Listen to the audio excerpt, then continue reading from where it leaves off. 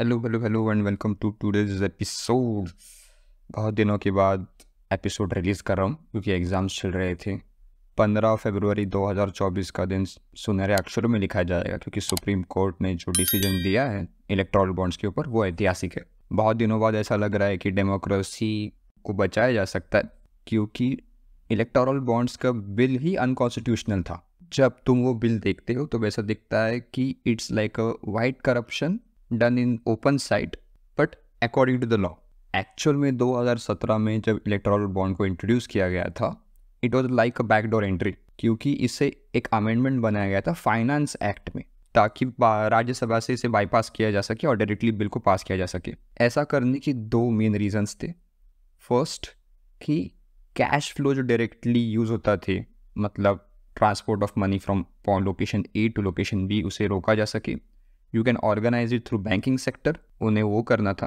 And the second thing is की to make the donors anonymous, ताकि कौन कितना पैसा दे रहा है, किसे दे रहा है, ये पूरी तरह से गुमनाम रखा जा सके। तो फिर सुप्रीम कोर्ट में इन तीनों लोगों ने मिलकर केस फाइल किया, that is associate of democratic reform ADR party, CPIM और कांग्रेस की लीडर जया ठाकुर जी ने।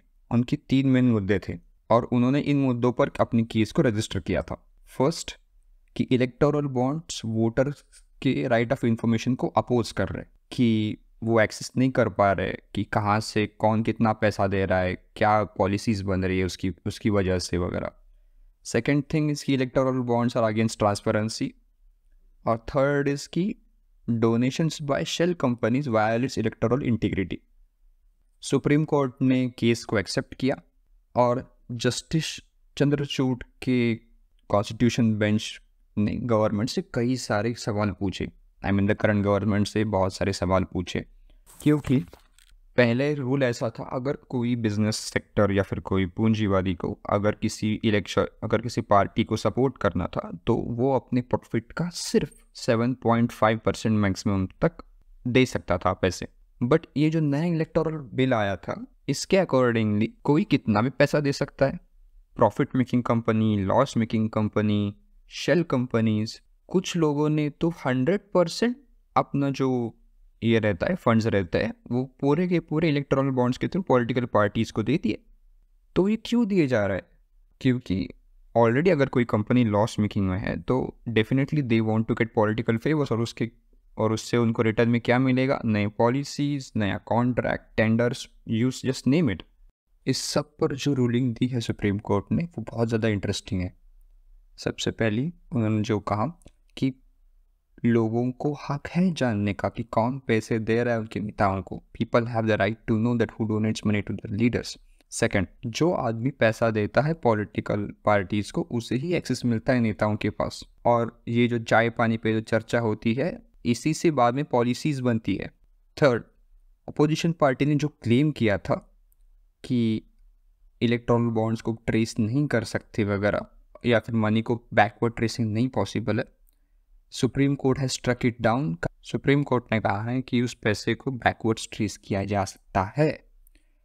तो उनका ये जो क्लेम था उसे खारिज कर दिया गया सुप्रीम कोर्ट ने।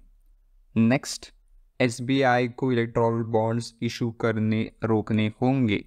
उसके बाद सुप्रीम कोर्ट ने ये कहा कि अप्रैल 12, 2019 जब से केस रजिस्टर हुआ है SBI को अपने सारे इलेक्टोरल बॉन्ड्स के जो परचेसेस है, डिटेल्स, नाम, कंपनी, अमाउंट, ये सभी ये जो डिटेल्स है ये उन्हें सबमिट करने होंगी to the election commission of India. कब तक? 6 मार्च तक। और इलेक्शन कमीशन ऑफ इंडिया को ये सारा डेटा पब्लिश करना होगा 13 मार्च तक उनकी वेबसाइट पे। अभी देखेंगे किसका कितना कच्चा चट्टा खुलता है। 13 मार्च का मुझे भी बहुत इंतज़ार रहेगा आप सबकी तरह। और नेक्स्ट उन्होंने कहा है कि अनयूज्ड जो इलेक्टोरल बॉन्ड्स है उसे आप रिफंड कर दीजिए। जो कुछ भी अनयूज्ड बॉन्ड्स है जिन्हें अभी तक कैश आउट नहीं किया गया है पॉलिटिकल पार्टीज की तरफ से उसे आप रिफंड कर दीजिए। पर ये थोड़ा सा मुश्किल है क्योंकि ये जो पैसे अगर कोई क्लेम नहीं करता है तो वो सारे के सारे पैसे यहाँ से डायरेक्टली चले जाते हैं PM रिलीफ फंड में। तो कितना वापस आएगा ये तो भगवान जाने। वैसे ये डिसीजन बहुत ही अच्छा लिया गया सुप्रीम कोर्ट की तरफ से, इलेक्टोरल बॉन्ड्स को बंद करवा दिया गया। और ये सब जो अभी डेटा बाहर आएगा कितने पैसे किसने दिए, किसको दिए वगैरह, ये सब बाहर आएगा। बट द थिंग इज़ कि ये बहुत देर से है, 5 years। सो हाँ, देर है लेकिन अंधेर नहीं।